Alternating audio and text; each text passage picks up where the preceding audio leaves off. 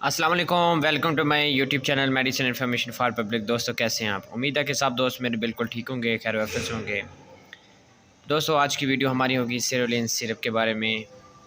इसकी खासियत क्या है, ये क्यों इस्तेमाल करना चाहिए, किन लोगों के लिए बहुत ही फ़ायदेमंद है, और जब इसको इस्तेमाल करें तो किन दो चीज़ों का बहुत ही ख़ास ख्याल रखना आपने, वो कौन सी हैं वो भी इंशाल्लाह इस वीडियो में बताऊँगा।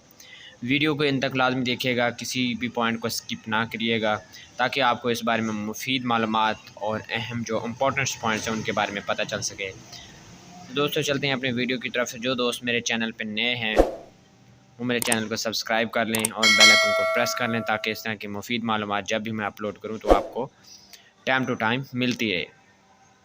तो दोस्तों आपके सामने एक सीरोलिन सिरप है जो कि 120 ml में होता है, 60 ml में मार्केट में नहीं अवेलेबल होता, ओनली 120 ml में होता है।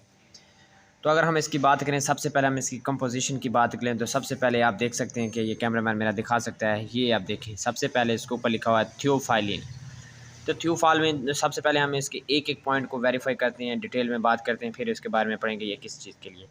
थियोफाइलिन दोस्तों ये एक एस्थमेटिक पेशेंट के लिए इस्तेमाल किया जाता है। ये सांस की नालियों को खोलता है और सांस की नाली में जो स्प्यूटम जो बगलम होता है, फंसा होता है, उसकी रुकावट को दूर करता है, उसको बॉडी से बाहर निकालता है ताकि सांस लेने में दुश्वारी ना हो, और फेफड़ों को जितनी भी इसमें बगलम होती है, रेशा होता है, उसको निकालने में बेहतर काम करता है। उसके अलावा साथ है डाइफेनहाइड्रामाइन। तो दोस्तों डाइफेनहाइड्रामाइन आप जानते होंगे एक एंटी हिस्टामाइन है।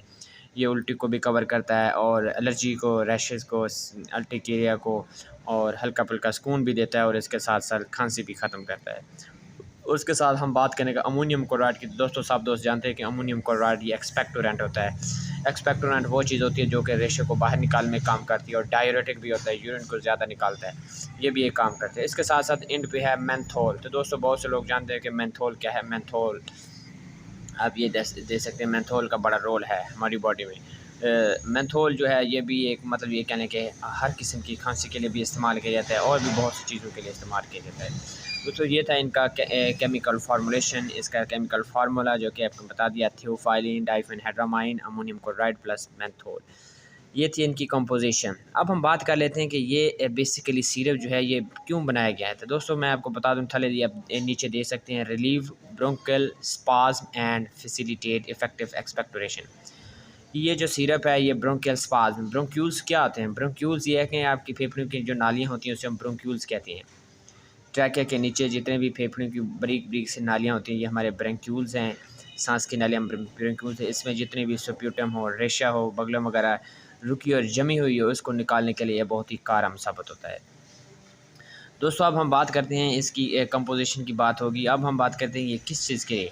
अब इंडिकेशन यहाँ पे भी पढ़ सकते हैं, for the effective control of all cough, हर किस्म की खांसी के लिए। ये एक बहुत अच्छी बात होती है कि बहुत से दोस्त हैं, बहुत से पेशेंट देखते हैं भी कौन सी खांसी के लिए, किस किस्म की खांसी के लिए कौन सा सिरप इस्तेमाल करना चाहिए। किसी को खुश्क खांसी होती है, किसी को बलगम वाली खांसी होती है, किसी को आप कह लें कि अजीब तरह की खांसी होती है, तो हुपिंग कफ होती है। तो किस तरह की मतलब कि सिरप हो, खांसी हो, किस तरह का सिरप इस्तेमाल किया जाता है। तो मैं आपको बताता चलूँ, ये जो सेरोलिन सिरप है ये आप ये कह लें कि ऑलराउंडर है, हर किस्म की खांसी के लिए जो है बहुत मुफीद होता है।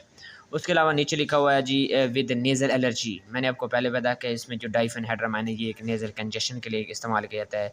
अगर आपको खांसी के साथ छींकें, ज़ुकाम हो, उसके लिए भी रिलीफ देता है। और नीचे आप देखें एस्थमेटिक कफ, मतलब कि दमे वाले पेशेंट के लिए किसी नेमत से कम नहीं है।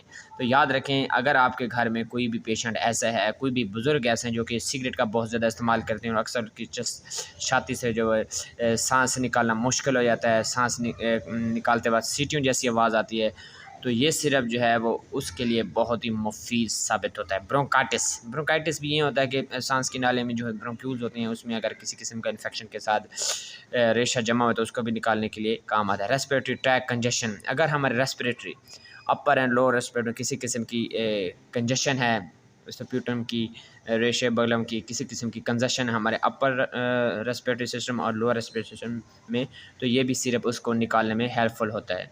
तो दोस्तों आपको बताता चलूँ, ये जो सिरप है बहुत ही इफ़ेक्टिव सिरप है। अगर आपके घर में कोई भी एस्थमेटिक पेशेंट है, वो अगर चाहे वो क्यूट हो, अगर वो क्यूट है तो उसके लिए भी मुफीद है। अगर आपका पेशेंट जो है वो क्रोनिक एस्थमेटिक पेशेंट है, बहुत ही देर का अगर उसको है दमे का दमे का मसला है, तो वो भी इसको इस्तेमाल कर सकता है। तो इस्तेमाल से पहले हम ये बात कर लेते हैं कि ये जो है किन लोगों को इस्तेमाल करना चाहिए। दोस्तों ये सिरप जो है वो 5 साल से लेकर ऊपर 50-60 साल से जितने भी लोग होते हैं उनके लिए बहुत मुफीद साबित होता है।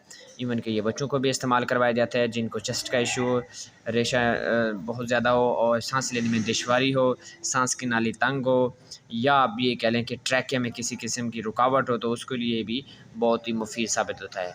और ख़ासकर दमे के पेशेंट को जो जिसको सांस लेना भी मुहाल होता है उनके लिए बहुत ज़्यादा इस्तेमाल किया गया है, क्योंकि इसमें जो सॉल्ट है थ्यूफालिन, आपको पता है कि थ्यूफालिन जो है वो मार्केट से काफ़ी अर्से की गायब है, जो कि एस्थमेटिक पेशेंट के लिए बहुत अच्छा काम करती थी। जिनको सांस लेना मुश्किल हो जाता है, सांस थोड़ा सा चल फिर लेते हैं, चलने फिरने से उनका सांस फूल जाता है, दमे की बात कर रहा हूँ, इसके अलावा भी कंडीशन से भी लोगों को सांस फूलता है। लेकिन अगर आपको दमे का मसला और सांस लेने में, चलने फिरने में काफ़ी हद तक मुश्किलात है, तो आप इस सिरप का इस्तेमाल कर सकते हैं। ये खांसी के साथ साथ, हर किस्म की खांसी के साथ दमे के लिए भी आपको बहुत ही फ़ायदा दे सकता है।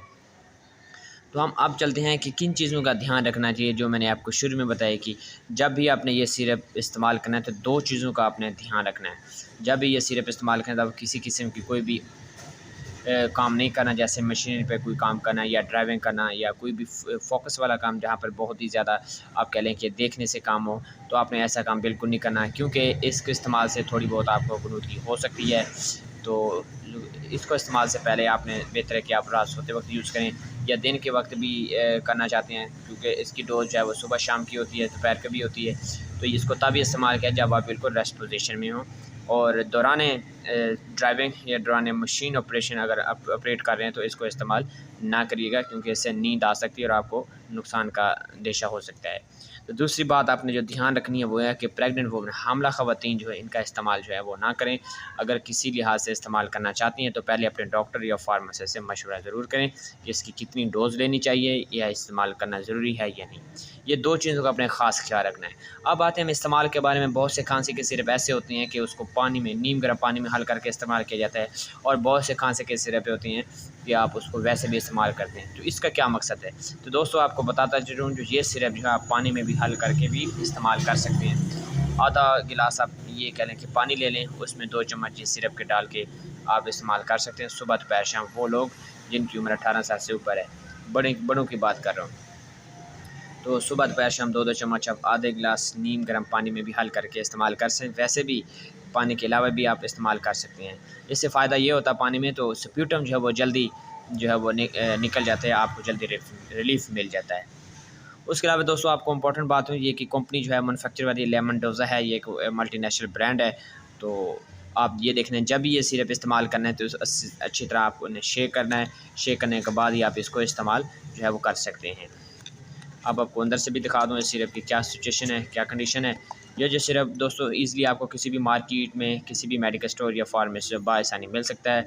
अगर हम इसकी कीमत की बात करें तो कीमत दोस्तों इसकी है 83.25, मतलब ये आपको 83 रुपये का किसी भी मेडिकल स्टोर या फार्मेसी पे आपको ईज़िली मिल सकता है। तो दोस्तों उम्मीद है कि आज की वीडियो हमारी आपको बहुत पसंद आई होगी। ये जो सिरप है ये मेडिकेशन पर्पज़ के लिए, आपको इस नॉलेज के लिए मैंने आपको इसकी वीडियो बनाई है। उम्मीद है कि ये वीडियो पसंद आई होगी। अगर वीडियो अच्छी लगे तो इसको लाइक करें और दोस्तों के साथ शेयर करें, और मेरे चैनल को सब्सक्राइब कर लें ताकि आपको इस तरह की मुफीद मालूमात टाइम टू टाइम मिलती रहे। अपना बहुत ज़्यादा ख्याल रखें। अल्लाह हाफिज़।